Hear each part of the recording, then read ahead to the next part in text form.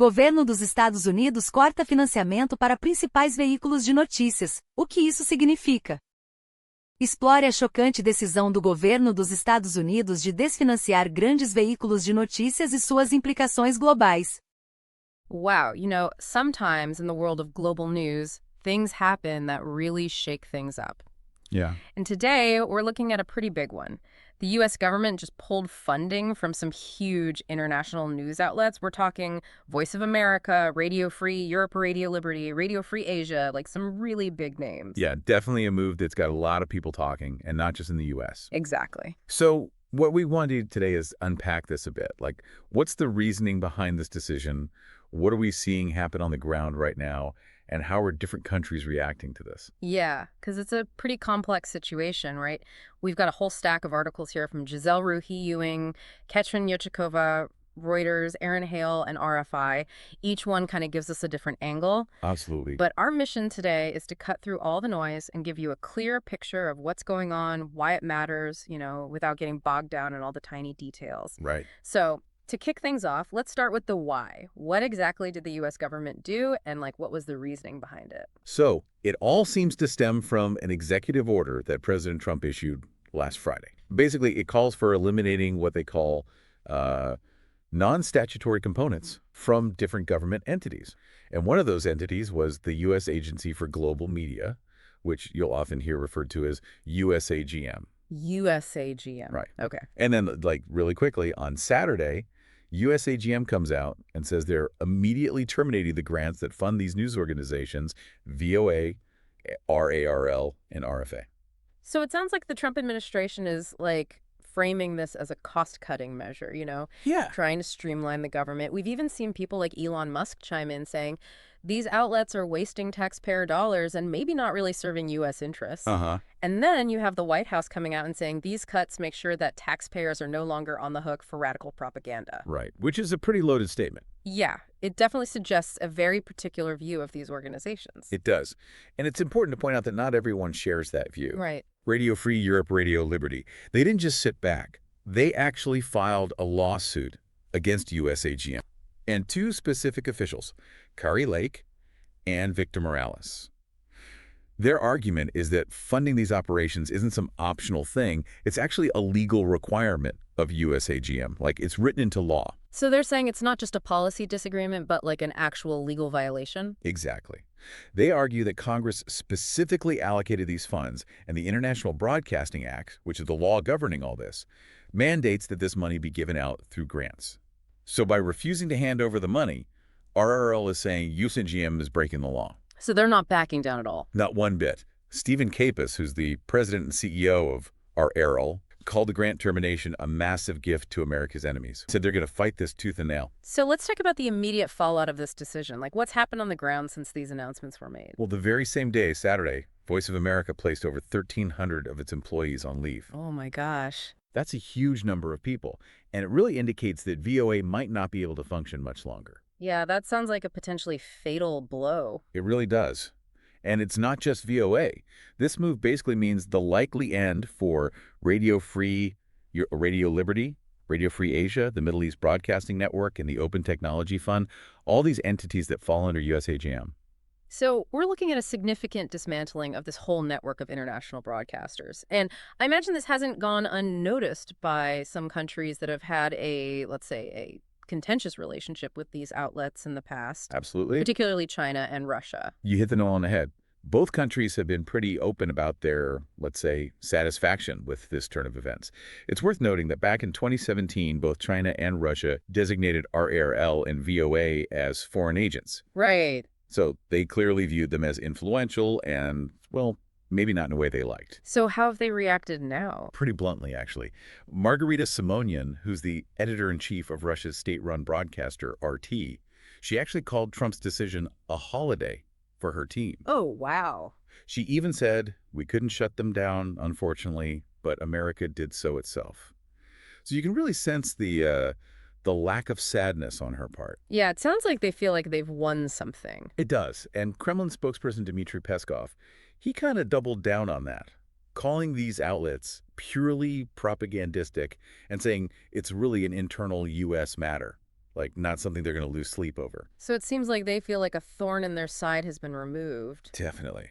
And the Moscow Times actually reported that some current and former Kremlin officials felt these outlets were actively trying to sow discord and damage the Kremlin's image, especially in those post-Soviet states. I see. So they felt threatened by their influence. Absolutely. And the reaction from China has been just as, let's say, celebratory. Yeah, I was going to say, I bet they haven't been holding back either. Not at all. Yeah. The Global Times, which is a state-affiliated media outlet in China called VOA, a lie factory, that's been discarded by its own government like a dirty rag. Wow.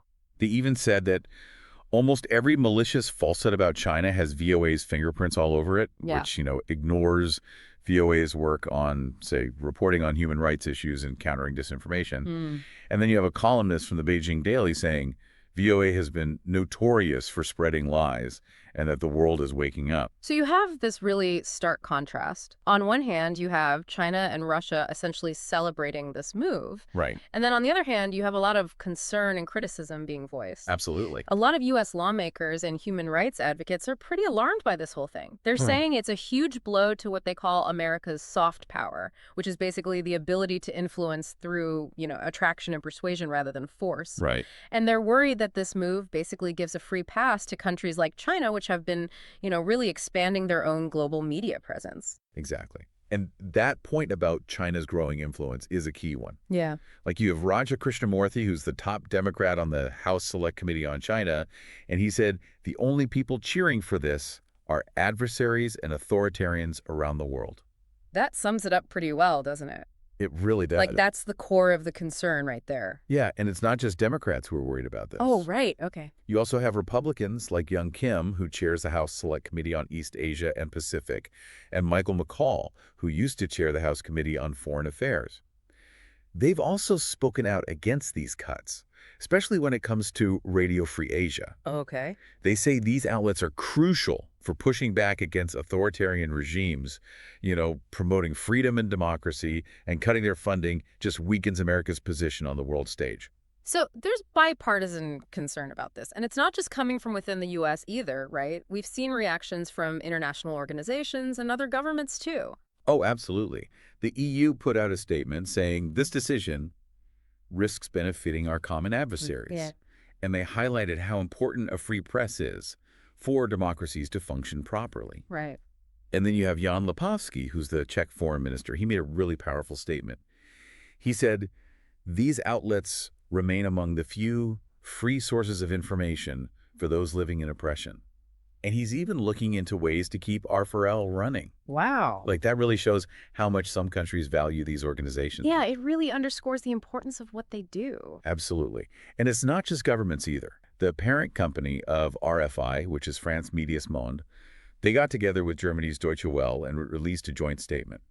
They said they were really worried because this move could cut off millions of people from what they called a vital source of balanced and verified information. It's easy to forget, when you're reading these headlines, that we're not just talking about abstract organizations here. Right. We're talking about real people who rely on this information, in their daily lives. Absolutely. And the articles we read really drove that point home, didn't they? Like, we heard from journalists and activists in places like Myanmar, Vietnam, Cambodia, Laos, who depended on these broadcasts, especially during times of crisis when their own media was censored or unreliable. Yeah. Like, there was this one quote from a Burmese journalist who said that when VOA started broadcasting during the 2021 coup, it felt like a light had been switched on. Right.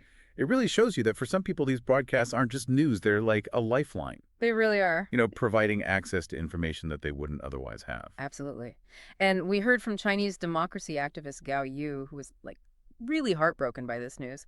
She pointed out that the Chinese authorities were genuinely afraid of VOA and RFA.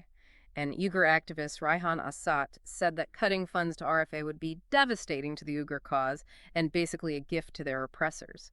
She emphasized how important RFA has been in documenting the abuses against the Uyghur people. Right. And when you hear those stories, it really makes you think about the history of these organizations, Like, Voice of America was founded during World War II to counter Nazi propaganda. Right. And then Radio Free Europe came about during the Cold War to broadcast uncensored news into the Soviet bloc. To get information past the Iron Curtain. Exactly. And Radio Free Asia, they were founded in 1996 with a similar mission, but focused on China. Yeah. So their whole purpose from the very beginning has been to provide independent news in places where freedom of the press is really restricted. VOA eventually grew to broadcast in over 40 languages, reaching this massive global audience. And RFA built up this whole network of on-the-ground contacts, allowing them to report on really sensitive regions. Absolutely. Now, it's important to acknowledge that these outlets haven't been without their critics, right? Yeah. Like, the articles mention some past concerns about journalistic standards and inconsistencies, particularly within VOA's different language services. Mm. Right. There were some issues raised. Like, there was a quote from a former VOA journalist back in 2013 who talked about how the quality of journalism could vary a lot between different language desks. And then in 2025, another former VOA journalist expressed concern about what they saw as a lack of professionalism and neutrality in some departments. Yeah. So it's a reminder that even these big, well-established media organizations can have their internal struggles and face criticism. Right. It's important to keep that in mind. Okay, so let's take a step back and try to summarize what we've learned. We have this situation where the U.S. government has decided to defund these long-standing international news organizations. And the main reason they're giving is, like, fiscal responsibility and making sure these outlets align with current U.S. interests. Right. But that decision has triggered a lot of reactions, both positive and negative. Definitely. Like, you have Russia and China basically celebrating this move as a win for them. And then you have U.S. lawmakers, international organizations like the EU, human rights advocates, and, most importantly, journalists and audiences in countries where these outlets were a vital source of information, all expressing concern and criticism. Right. So the future of these media outlets is really up in the air right now. Yeah. And it's hard to say what the long-term impact will be on the global information landscape. But it definitely raises some important questions, doesn't it? It really does. Like, if you think about the history and the original mission of VOA, RFE, and RFA, what does their potential disappearance tell us about the state of the world today? You know, the struggle for information and influence. Right. And what responsibility do different countries and organizations have in ensuring that people around the world have access to reliable news? Like, who gets to tell their story and who gets to hear it? Yeah. Those are really important questions that we all need to think about. Definitely. So thanks for diving into this with us. Of course. Thanks for having me. It's a complex issue, but hopefully we've shed some light on it for you. Yeah. And, as always, stay informed, stay curious.